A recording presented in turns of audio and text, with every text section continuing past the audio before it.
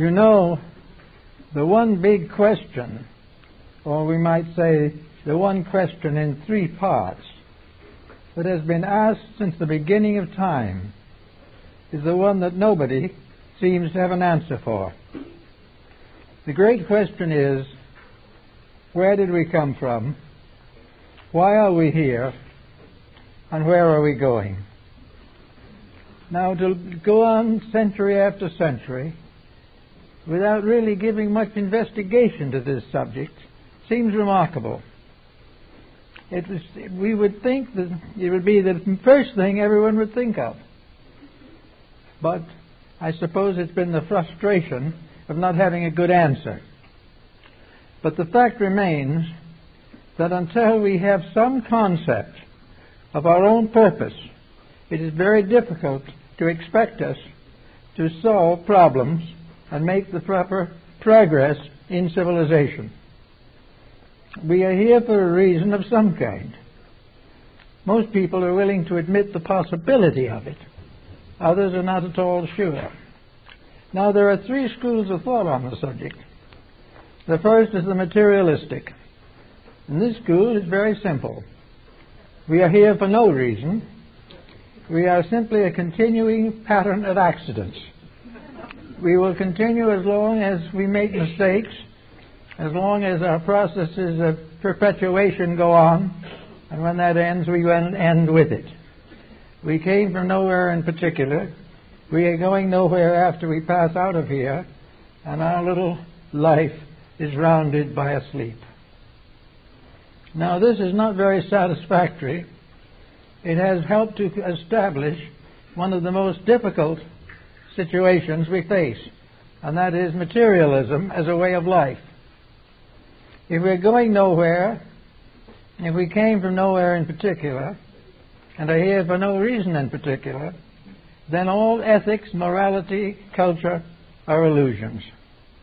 We are simply something that is going to be active and animated as long as we breathe. As soon as the death hits, we are finished. There's nothing more to be expected, nothing more to be hoped for. Well, many people in the modern world have been following that belief. In fact, it is regarded as the intellectual, a superior attitude. It explains everything by denying everything, and expects to build upon this foundation an enduring culture. This materialistic point of view is obviously a perfect reason for the trouble we're in. If there are no principles in life, if there are no realities, and each individual lives for himself and for what he can get, and all will lie down and sleep forever, there is very little meaning to existence. There is no hope, no purpose, no outlet into the future, no fulfillment of dreams or hopes or aspirations, simply this dogged continuance of birth, death, and decay. Well, for a long time we considered this as to be rather an elegant attitude. But now, in the emergencies of life, we are not quite so certain. We're a little worried. If all there is what is here, and all we can do is what we have done, and some more of the same, the future does not look very bright. Now, the second point of view is the theological. The theological point of view has been held in all parts of the world by various groups. But strangely enough, theology is not consistent in all of its branches. All theologies do not have the same beliefs, but all of them do believe that the human being has a reason for existence. The theology believes that man was created by a divine power, that he is here to fulfill a divine destiny, and that after he is finished here, he will depart to a place of punishment and or reward according to the merits of his life. Well, this seems like another neat package, and it has been followed and accepted. But again, it is rather difficult to explain it, because while we now place everything in the hands of deity, Deity doesn't seem, in this sense, to have a reasonable purpose for all the work that has been done. The deity is not very practical if it is creating things in its own image, treating them according to its own will, and returning them to itself regardless of what happens. This seems to mean that there's a great deal of wasted energy, wasted time in the divine process. If all things are created by deity, they could have been created correctly in the first place, and that would have been the end of it. We would all be good, we would all be enlightened, and we would all be children of the eternal. This is not the way it is. And after having created us with the wisdom of a divine power, this divine power has left us to struggle as best we can against the troubles and worries and problems of mortal existence. So we have this next problem, is that man is a spiritual being, that the human being is a creation, is a type in itself, that it was fashioned for a purpose, and that this purpose rests in the mind of deity. That man has not yet fully understood the purpose is obvious, but theology affirms that there is a purpose, and that while we may not be able to prove it scientifically, we can experience through the mystery of faith the importance of this purpose. After it is all said and done, we will depart according to our merits and our demerits. But it's again a little difficult to understand this, because so many different kinds of merits and demerits present themselves for consideration. We find the poor and the suffering. We find individuals beyond the hope of life that is worthwhile. We find wars and pillage and all the difficulties and inhumanities of man to man, and we wonder how all this can exist within a world created by a benevolent deity. So again, there are questions, there are doubts, there are problems as to how many people are good enough to go to heaven and how many people are bad enough to go to hell. There seems to be a sort of middle distance where most folks mingle in a confusion of virtues and vices. All of this seems to indicate a very inadequate explanation of the realities of existence. There should be something better than this. It is something that has been accepted on faith. Well, faith is a wonderful thing, and we all have to have it. But we'd like to see a certain reasonable demonstration of the verities of faith. We like to believe that behind and beyond all of our human uncertainties, there is a divine or universal plan of some kind suitable to meet the needs of all these creatures. Not only human, but all the other creatures of nature. For we are told in many religions that all creatures, great and small, are part of the great pilgrimage of life through matter, which we call evolution. The third approach to the matter is the philosophical approach, and that is very largely in the keeping of Oriental peoples, or was, although it was held in high esteem by the Greeks, and it also came into some play in the early Roman Empire. And that is the doctrine of reincarnation. Reincarnation makes the life of the individual only a chapter in a larger existence. Well, this doesn't necessarily solve anything, but it gives a larger perspective. The individual is not just brand new each time he gets here, and he's not all worn out and ready to cease when he departs. And the various developments and degrees of intelligence, the various unfoldments of virtues and vices, are according to laws and principles. Therefore, out of the doctrine of metempsychosis, as it was called by the Greeks, came the belief that each of our little embodiments is a chapter in a development of a great over-soul, a great power, as Emerson calls it, a power which is manifesting itself through a creation in which it embodies itself and goes on through ages of growth and unfoldment. The doctrine of reincarnation has certain attractions to it also. It becomes the basis of hope, of realities. It gives us the possibility of planning a little bit as to what we're going to do. It gives us the hope that we'll get some more of it done later. And it also will help us to realize that part of what we have now, we have earned at some past time. So we have this rather philosophical attitude of being willing to live now because it's part of a greater life. We have escaped the single life concept. We do not have the belief or feeling that in a few years all things must be solved. We rather assume that things will go on and on through long periods of time. Now all of this also enters into another consideration. Here we have deity as a power. Whether we desire to consider it as a being, as a person, as a principle, as an energy, as a concept, as a conviction, or as merely a belief, we have the idea of a sovereignty of virtuous intelligence. We place at the head of life a deity. Now, this is not necessarily easily provable, but there is enough evidence accumulating, as Bacon pointed out, to indicate that there is a sovereignty of intellect that guides all things. There is a power in nature that predisposes all natural things to come in the fulfillment of themselves. Therefore, there is a predestination for salvation. There is something that we must expect. We must expect to have the opportunity to overcome our limitations and also to come into the direct participation in the glory and goodness of deity. So we have all these things, and we believe them all.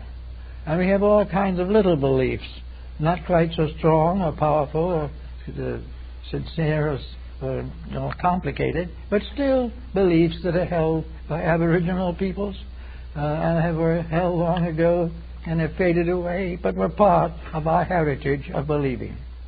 All these things together then constitute a situation. Now comes the more important part of this situation. Is it enough to affirm that such possibilities exist? What do we do with the beliefs that we hold? If we have a certain belief, are we doing anything with it? Are we all doing exactly the same thing with different beliefs? Is the materialist and the theist, are they both doing the same kind of things in daily life, although their beliefs are entirely different? We must say to ourselves, is the atheist who believes in nothing in any way superior to or inferior to a theist who, believing much, continues to act exactly as he did before? Are we to find any indication that the beliefs that we hold result in major changes in our living? Are we living toward a belief, from a belief, or alongside of one which we have never actually embraced? Here we have a belief, for example, in metempsychosis or reincarnation, that we are here to experience and to learn. And then we find millions of people doing everything they possibly can to escape experience and learning. The one thing they want is to be left alone to do as they please. Well, that is more or less a frustration of a law. If they believe there is a law, there are realities, there are rules, and then pay no attention to them, nothing much has been accomplished. Even the most beautiful of all beliefs dies of learning if nobody accepts it. So we have individuals now who believe they will live again, but are not building anything to use if they should live again. They're quite certain they will be back, but what will they be like when they come back? What were they like when they came here, this time? And why do they come with a mass of unfinished business, and after a certain number of years depart with most of that business still unfinished? Therefore we have an inconsistency. We have a belief in integrities, but they do not impel the individual who claims to believe in these integrities to live according to them. There are many, many different schools of thought on reincarnation, for example, of different types of believing in connection with it, with the reasons that cause it, the reasons that manifest through it, the purposes for which it is intended. But the majority of persons who claim to believe it today are not practicing any of those virtues any better than the individual who has no such belief. Now the same is true of all the others. Those who believe in heaven according to the good book and are waiting for the advent of the Messiah are not living today as though they believed in anything. They want to go on exactly as they are, going now. They want to continue their investments, their stocks and bonds. They wish to have their private quarrels and their private difficulties just the way they've always had them. So the fact that they believe in a better hereafter does not, in many cases at least, induce them to live to merit a better hereafter. You can go to church every Sunday for the rest of your life, but if you don't live any of it in daily living, it is not certain that your attendance to the church is sufficient to guarantee salvation. It has something to do with conduct, something to do with ethics, something to do with morality.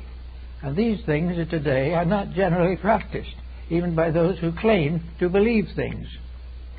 So we have individuals who have theological hopes that they will sometime rest in the arms of the Lord, but they continue to foreclose mortgages just as they did before. In fact, in many instances, particularly recently, there's been a great deal of exploitation of religion. There have been many cases in which the gullibility has been injured, or the hopefulness of the people has been double-crossed by these exploitations of religious beliefs. So there is no definite certainty that these beliefs are producing what they claim to produce. There is also an indication that we have to consider that while the good book tells us that the good man has no place to lay his head, most of our modern religionists have found some place to rest comfortably. They are not inclined to suffer too much for their causes. So all these things come together and we have an interesting problem. We have all kinds of statements made, and I have them come to me frequently. Someone will say, well, I want to get a better religion. I want to believe in something that's really going to do things. So you try to help them to find something, and you find it's rather difficult to find anything which you can heartily recommend as actually doing something that is necessary. So you can only suggest that one or two have seemed to have a little better reputation than the others. But all of it sums up again to this question: why are we here? Where did we come from? And where are we going? We have every theory you can imagine about it, but we have very little solid, substantial footing upon which to build personal character. So this brings us back again to what constitutes, to my way of thinking at least, a very important phase of learning, and that is ethics. Ethics are very important.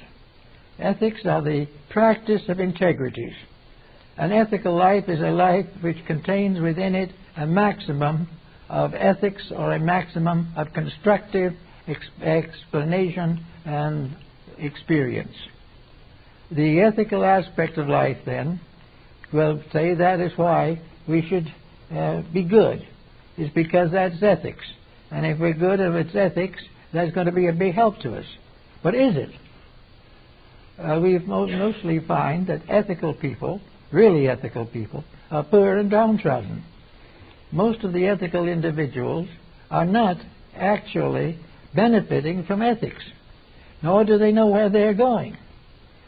The ethical life doesn't mean that you're going to have immortality. It is not, in any sense of the word, a solution to materialism. It doesn't necessarily represent materialism.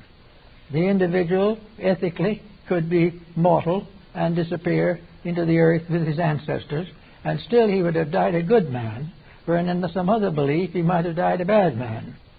But these things do not seem to solve anything. So we come in the end to the great problem that has faced us from the beginning of time. What kind of a world do we live in? Now we would think it would be quite easy and pleasant to depend now upon science, which has done so much to expand our understanding of worlds and world conditions.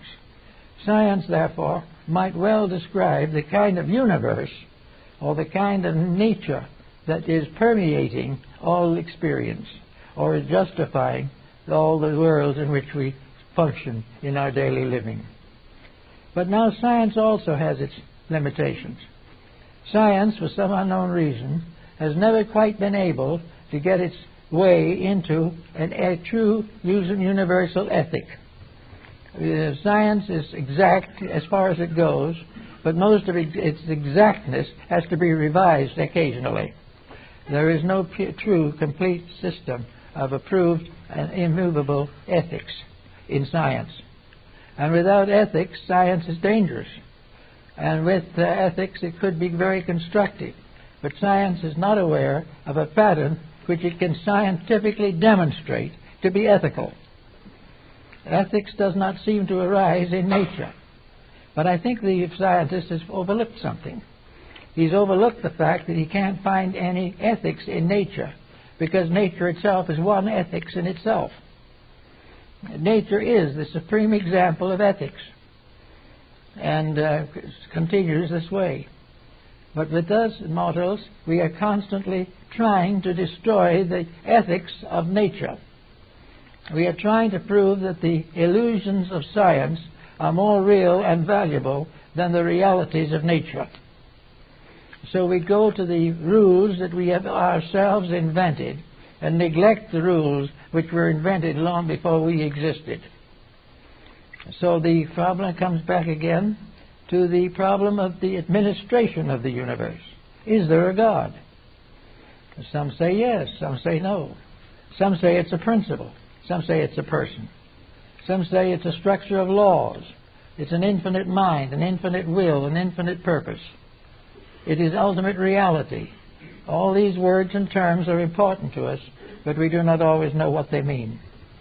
So we have now come to another problem: how to explain ourselves to ourselves or to each other in a manner that can help to move us into a new dimension of life in the century ahead.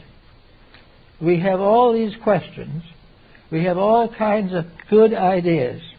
We have all kinds of ethical ideals and idealistic thinking, but nothing seems to happen. The good is always, in a sense, in the abstract. The discomforts are all in the concrete. We are daily suffering in a world in which we are constantly creating patterns of beauty, magnificence, and divine order. So we have now to kind of look it all over and see what we're working with. What is man? What is man that thou shalt be mindful of him? What is it that's trying to grow here? Is the individual an eternal being moving through a non-eternal atmosphere or environment? Is the individual a spark of the divine? Is humanity collectively the nature of a divine being? Is the human being a creation of divinity? Or is it a result of the unfoldment of natural laws in the material world? The question of man's place becomes terribly important in determining his future. So we can look around and we can say to ourselves, let's see what is happening. Here we have a competition. We have two forces pulling against each other for control of human destiny. On the one hand is the invisible force of life itself, the divine pattern, whatever it may be. This remains unchangeable. On the other hand, we have man creating a private universe of his own. The scientist, the mystic, the theologian, the ethical thinker, all are working together to create a universe of their own. The universe which has its roots in realities which they postulate. So that we have now on one side a materialistic creation of one group, and on the other side an idealistic creation by another group. The answer, of course, is rather obvious. Which is the most comforting? The answer, of course, is the idealistic is the most comforting. But what is the most difficult to obtain? The idealistic. Therefore, many people are willing to settle for material comforts, material success, and material benefits in order to create the little pattern of their living. So here a little child comes into the world. This child that comes in, did this child begin within the body of a parent? Or was there a spark of eternal life that took form and grew and was finally born among us? Where did man come from? Where did humanity begin? Where is that spark from which animates everything that comes into the world? Is this spark part of an eternal flame? Or is this spark merely a fragment of a spark that has gone on from generation to generation in the perpetuation of species? What is the beginning of all this? It's very hard to answer some of those questions. But the more we think about it, the more we are forced to realize that most of the answers we have created are not adequate. The answers that we have come from our ignorance rather than from our wisdom. And yet we have to do something. We can't live forever in a mystery. So we try to clear that mystery by our own mentation. We try to think our way out of this mysterious situation which we have created for ourselves. I think then that the problem comes very closely to all of us, that we are forced to decide one of two or three things. We can say that each of us is born as a completely separate being, that we never existed before and we will never exist afterwards. We live a little time in the light and darkness of material existence and then fade back into the darkness from which we came. And in the meantime, while we're in this world, we have progeny that goes on after us. And in turn, this progeny has progeny. And each generation dies. And things go on forever through a principle of generation. This is one answer to it. But it's not very comforting. And it's not very meaningful. If there is a deity, if there is a power behind things, why should this power create a situation that goes on indefinitely without improvement, or goes on forever without fulfillment, or continues to present conflict? If there is a deity behind and in everything, how can there be continual conflict? Is God in conflict with himself? Is God in conflict with his own creation? Is there any other creation but his? The devil was introduced at this point as a convenience, but he's lost face entirely. He has practically ceased to exist as a factor in our thinking. So we come down to very interesting things. Here we are, each of us trying to live a decent life. We are doing what we can. We are hoping for the best.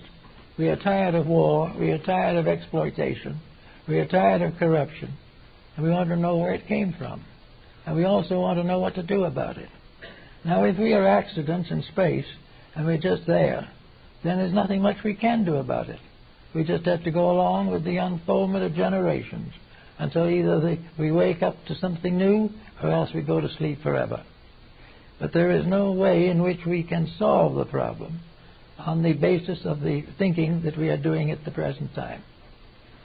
So we go now to the problem of a better way of life. We are worrying constantly about the future. We are concerned over the 21st century that is about to come. We do not know where we are going, nor why. We do not know where we came from or what happened to us.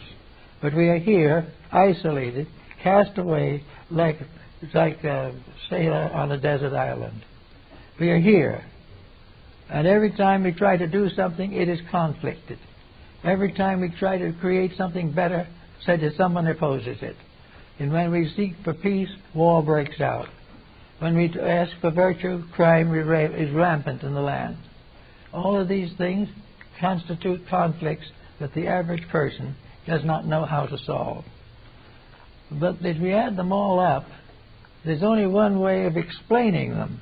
If there is an intelligence, if there is a constructive power, if there is a God, then all these things that happen have a purpose.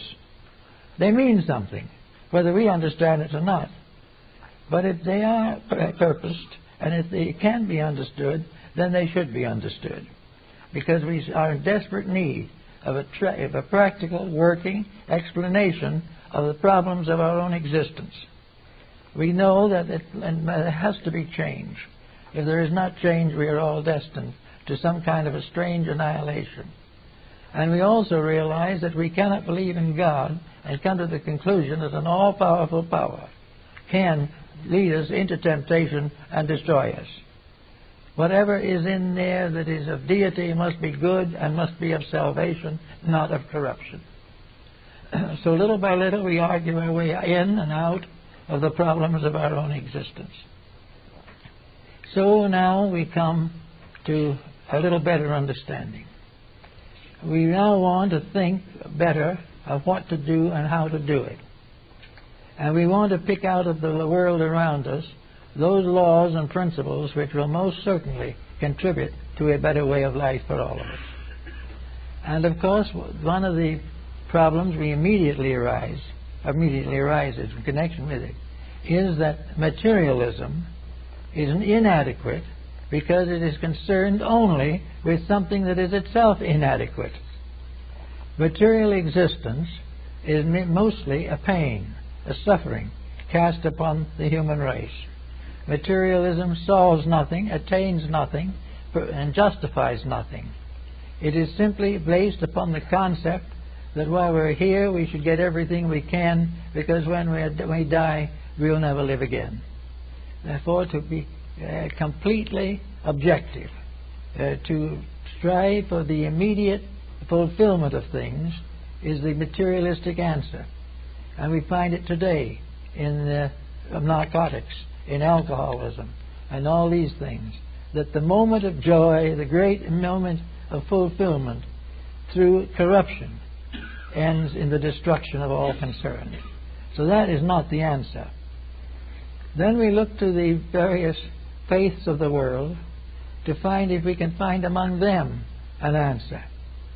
We do find one thing in the faiths that is important, and that is that faith has to be in faith in something. Faith has to be an endorsement of some value, of some recognition. And the theist can definitely discover a very reasonable cause for faith, or a reasonable explanation for it. Faith becomes a constructive believing. It is the acceptance of the benevolence of a parent, invisible but ever present. It is also based upon the simple statement that this vast structure must have a purpose. The moment we conceive that it has a purpose, it also becomes obvious that it has not fulfilled that purpose. That it could fulfill it is also a potential. We are therefore concerned in religion with the faith in the reality of powers that will serve, will save, and will perfect the creation of which we are a part.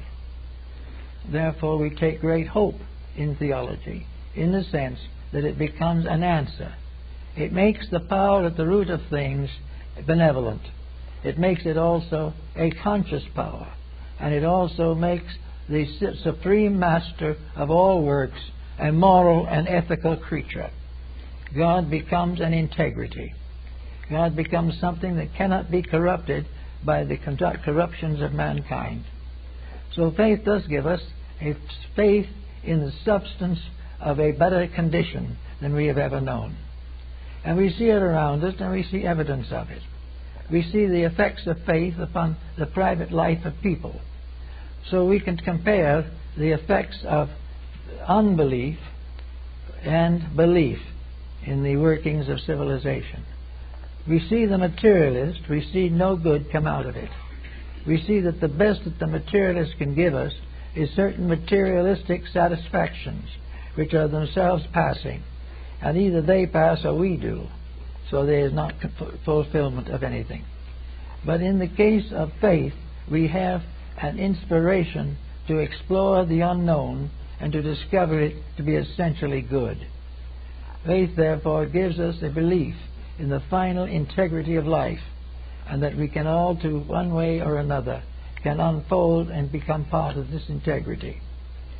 But also, faith is a little bit disciplinarian. Faith in any belief, as in religion or ethics, is an operating force. Therefore, an individual who has a faith must live it.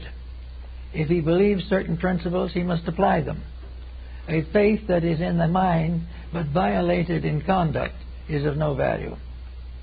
So we have lost most of our essentials of faith as we've known them, simply because they have been corrupted by ulterior motives. But corrupted or uncorrupted, it remains. That faith in a power greater than ourselves is one of the foundations of survival. The foundations of going on to something. Now, if you have faith that there is something to be done, that there is a future to be achieved, there is a growth that can be accomplished, and that in the universe there is a divine benevolence that is guiding all things into harmony with themselves and with their cause. Under those conditions, we then have to consider the application of faith. A belief held and not applied is really a hypocrisy. It is necessary for the individual who has faith in God, faith in truth, and faith in human beings to live according to that concept. He must gradually overcome the doubts, fears, and uncertainties of his own mind. And fortunately, nature has provided him with the means to do this. Some people consider it mere imagination, but a very short survey of facts in nature proves conclusively that there is an integrity in every step of natural procedure, that everything in nature is in harmony and in ethics, and the great destroyer is the human being. Man, up to the present time, is the great destroyer of nature, as far as he is able to understand nature. He is constantly using his own skills to destroy the potentials of survival. So we have today the problem of environment and what we have to do about it. We have the problem of essential materials for survival, food. We have all kinds of problems of war and peace, all kinds of problems of crime and error, and of ignorance and wisdom, and vast problems in the field of education. All these things, therefore, tell us that if we believe, then we have to do something about it. And that is where we have fallen down. If we have considered materialism as merely an affectation, we are also inclined to view idealism as an affectation. We keep right on saying, I'm an idealist, but we foreclose the mortgage on the innocent and the poor just the same. We say we are definitely dedicated to principles of good citizenship, but we buy on the black market and we use all kinds of subterfuges to corrupt the business systems which we ourselves have created. So in the ethical system we have another problem, the problem of not being able to live up to it. And so as we are talking about a divine world, then we are taking this divine world and corrupting it by our human selfishness. So we go to the final and end of the whole thing. Beyond all of this, we go finally to the nature of the creating power itself. And I think that the Greeks and some of the Oriental peoples have given us our best interpretation of the nature of this power. That actually the deity is infinite life in infinite manifestation. That everywhere in the world there is evidence of one tremendous creative power. This creative power is not a person. We do not know really what it is, but it is an infinite. And it might very well be a strange body-like thing, like ourselves. The body we dwell in is not a person. The person that dwells in the body is not really a person. We are dealing with principles, forms of life that are beyond our estimation, and yet are constantly active. And the real sources of all the things we want to know are in a vast mass of causal circumstances. And this was found in the mystics of the Middle Ages in Europe. The mystics discovered the universe of infinite benevolent causes. Berney, Law, many others of this group, found the inward experience that beyond and behind all physical things is infinite love in infinite manifestation. That there is always and forever a tremendous divine outpouring, and that this outpouring in some way is our hope, is our fulfillment, and that there is a promise in this fulfillment and in this hope that we will not be deceived. So we come now to the times when we're going to look forward to another century. We're coming into this century having broken practically every rule in nature. We have done everything possible to be wicked, and about all we have accomplished is to be nasty. We are not able to be wicked. We don't know how, really. All that we know is that we are selfish, and we want to do the things we want to do. We want wealth, we want honor, we want all the luxuries of existence. We would like to have them at the same time with a good, strong, positive conscience, but it can't be done.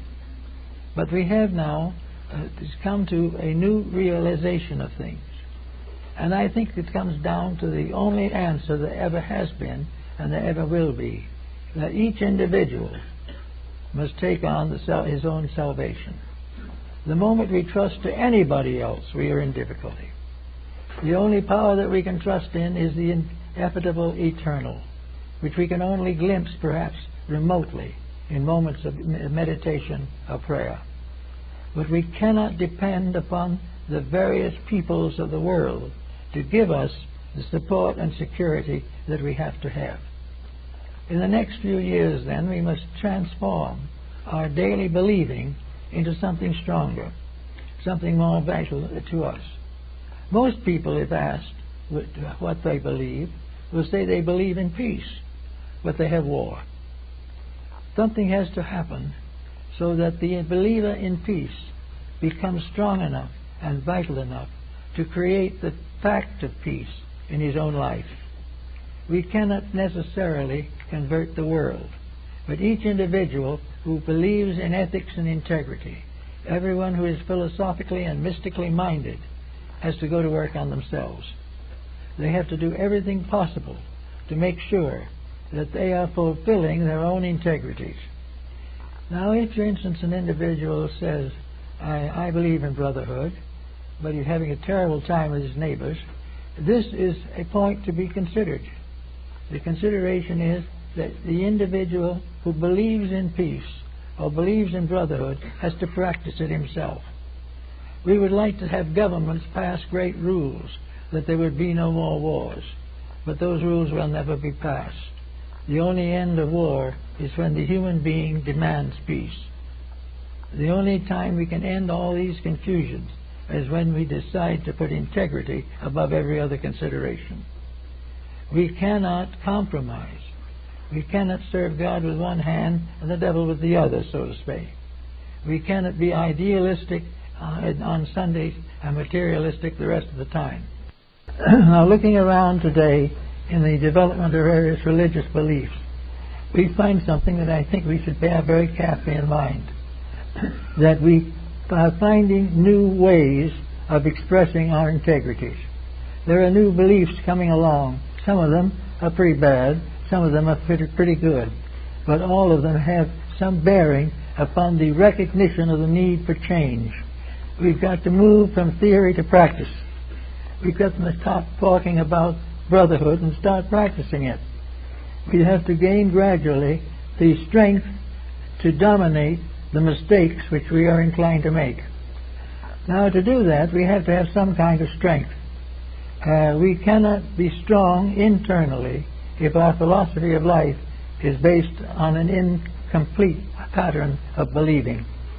We cannot have the strength inside if we do not have certain values inside. We have to recognize as superior to all considerations the infinite purpose that is locked within ourselves. Somewhere in this little body of ours is a spark of infinity. This spark has always been there, and it always will be there. And it is representing constantly an infinite need that is awaiting fulfillment. Generation after generation, embodiment after embodiment, we allow this germ to remain undeveloped. We have within ourselves this principle that says, love your neighbor. But when the time comes to practice it, we say, love ourselves. To heck with the neighbor. We have to recognize that the answer to our ethics is the fact that there is an ethic in ourselves. All of the virtues we seek around us are in us. The only reason we believe in them is because we are them. We couldn't believe at all. And yet with believing, we still do not fulfill the action necessary to transform a belief into a living fact. In order to transform our believings into facts, we have to practice them. And we have all kinds of problems of this nature. Now, our ancestors, working with this problem, found out that there were certain people who apparently were particularly endowed with the probabilities of growth immediately. There's something in them that saw the need and was so vitalized by that seeing that they had to transform their life to the fulfillment of it. So we have constantly around us this recognition that these changes must come in order to survive. We know we cannot go on as this goes. We know that we are going to exhaust all the resources that we have. But we also know that there was no intention on the part of the creating power to leave us as a derelict, a dead planet floating in space. We were not supposed to cease. We were not supposed to die. We were not supposed to live in constant conflict until we destroy the world and ourselves. The thing that has come about is that there has been a gradual increase of selfishness, a gradual increase of the corruption of values. Now, the divine principle, the ethics of things, will always stand with value. At the moment we break the rules, we break the contact with reality. The moment we break the laws of life, we destroy our own lives. Therefore, we must get these things back through conscious effort. Now, the conscious effort, I think, is one interesting point. We have plenty of churches. We have a great many people and various groups that are sincerely interested in making a better world. But for the most part, these people are simply members of something. They go and assemble and discuss matters. They have conferences. They have meetings and clubs, delegations, which are sent here and there and elsewhere. But all of it, in a sense, has to do only with a kind of talking. It has, again, a statement of what is necessary, but not a doing of what is necessary. We have got to begin to take hold of ourselves and look ourselves over something like this. Well, someone can say, well, I think I want to be more peaceful. I want to have understanding. I want to have, as my years advance, I want to have a gentle life. I want to have a friendly life and a kindly one.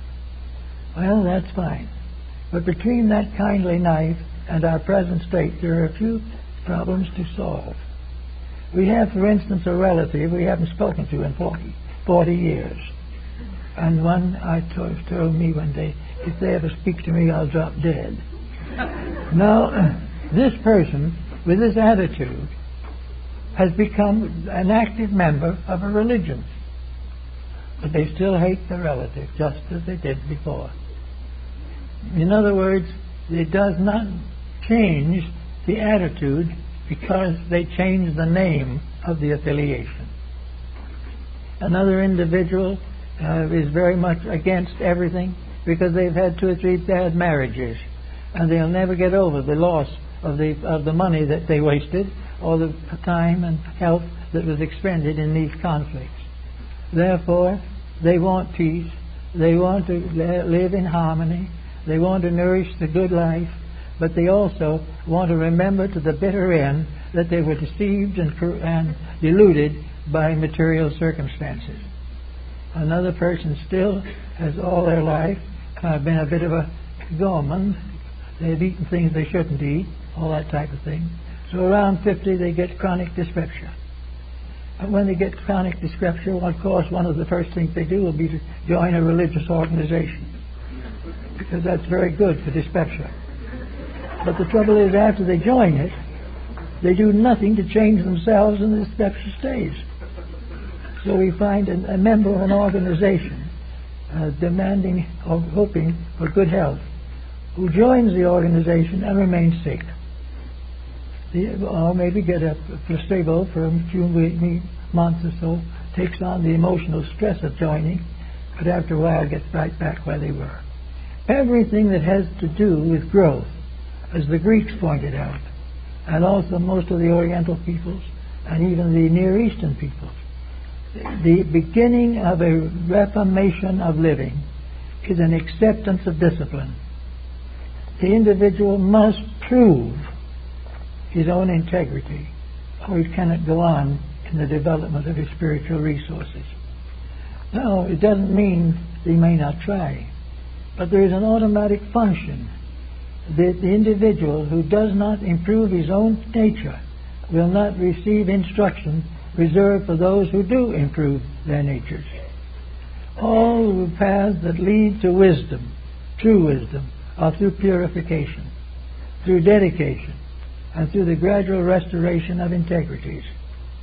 The individual who wants to be wiser has got to live better. And they've got to live better before they become wiser. They cannot assume that when they fill out a blank or something of that nature, that they are ready for advanced instruction in something when they have never corrected one of their own shortcomings. His constant need for growth calls for a constant increase in discipline. Now, as the Greeks pointed out very successfully, when you grow, the instruction comes. The problem of finding the teacher is not very serious, because the finding of a teacher means that the development within the person makes it possible for them to recognize a condition superior to that which they before held. So that in Greece, those who really wanted to get wise, true wisdom, went through periods of discipleship and novitiates. The Pythagorean school required 5 years before it accepted a pupil for the development of higher things. Before they went into meditation, before they went into esoteric doctrines, before they studied rounds and races and all this type of thing, they had to do the discipline of purification, regeneration, and in a sense, relaxation. They had to clear their own mind of its fables and foibles before it was available for the study of realities. Therefore, the individual who joins up, already burdened by every problem they can think of, joins some religious group in the hope of it curing them, should stop and remember that that is not the way nature does it. If they cure themselves, then the religious group can help them to grow. But as each individual must correct his own faults, and no doctrine is a panacea for the failure of the person to discipline his own nature. So we now have this problem of going on forever, which we suggest in the title of our lecture this morning. Here we are, wondering what that goes on. How far do we go? Who knows? Who knows what lies beyond any point that astronomy or physics or even higher mathematics could ever pointed out? We are in the presence of an infinite life in infinite manifestation. We are in the presence of eternal realities unfolding through us and becoming clear as we become clear, and becoming confused as we become confused. But all through this entire process, there is an infinite going. We do not know what is next for man. When humanity makes the adjustment to this present problem and outgrows itself, what's going to happen to it? There have been various Oriental beliefs and so forth concerning what is going to happen to it. The entire internal structure of the human being will change as them ethics and them integrities change. In Raja Yoga, for example, the two great systems of the nervous gangliated centers of the sympathetic glandular structure and the central nervous system. These two, that are like the caduceus of Hermes, two serpents wound around the spinal cord. As man unfolds, these two are going to become one, and the two nervous systems will unite, and in so doing will ever end the conflict between the cerebrospinal and the autonomic nervous systems. This means an entirely different humanity, different in appearance, because appearance must take on the needs of the powers within the body. Differences of opinion, but always a greater growth, by means of which new revelations of internal power are represented. Also, with each of these discoveries there comes another sensitivity. Today, through the abuse of psychic faculties, we can get into serious trouble. As these faculties become more and more developed, as the esoteric side of our own consciousness is released, we are more sensitive than we ever have been now, or could be now.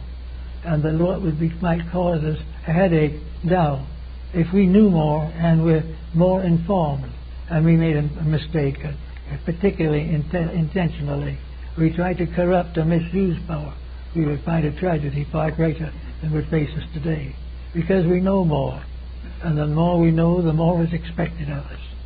The more we grow, the more growth becomes natural to us.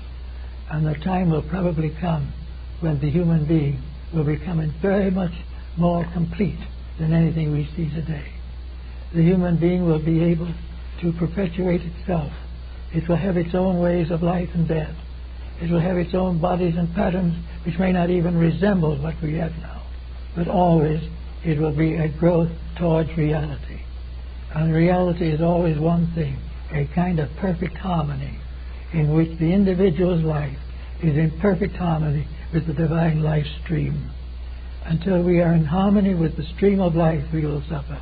But when we become able to join in with growth as a principle, growing in as in integrities of these fronts, we will find that we have come a long way on our journey. So somewhere in the long way forgotten past, behind all that we have ever thought of, have ever known, were aeons beyond the stars, sparks flying, floating in infinite space, gradually embodied, creating great waves of life, great orders of creation, great kingdoms of nature, gradually going on and on, but always for a purpose. The purpose being that through the experiencing of all things, we become capable of disciplining ourselves. And through the experience of this discipline, we are able to be patient with those who are yet too weak. And we will also have the discipline and the courage to protect the values which we have discovered.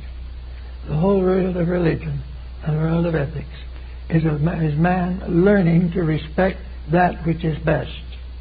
And having learned to respect it, learns to practice it. And all this is part of the growth. We don't know where it's going to end. We hear people, and the gods are referred to as ever-living, eternal powers in space, far beyond anything we call galaxies or black holes. The great universe of visible phenomena gradually fades away. Little by little, the worlds become shadows, and a new world reveals itself, a higher step in the great laws and practices of creation. And this higher step, we go forward. Forward to what? We go forward to a destiny for which we were intended. For it must be remembered that in a sense we are all gods in the making. And when we become gods in reality, we will be the most humble of all creatures. We will not be proud that we rule. We will be sad that we cannot rule better. Little by little, life is coming to every atom of space. Every tiny molecule must grow up. Every grain of sand must become a star. And we are part of the carpentry. We are part of the working crew that brings this about. We are already transmuting all kinds of forces within our own bodies. Our own alchemy is at work. Our own Kabbalah is estimating and studying our proportions. Our understanding of astronomy is broadening out to recognize the universe of values rather than of the universe of forms. Everywhere we are growing, and growth begins with sincerity. And sincerity begins with the realization that as long as there are mistakes in our own thinking, we are going to suffer, at least a little. But if we correct these mistakes, we will then become disciplined servants of the largest and most noble of all causes, the regeneration of universal life and the fulfillment of an infinite plan that is beyond our comprehension.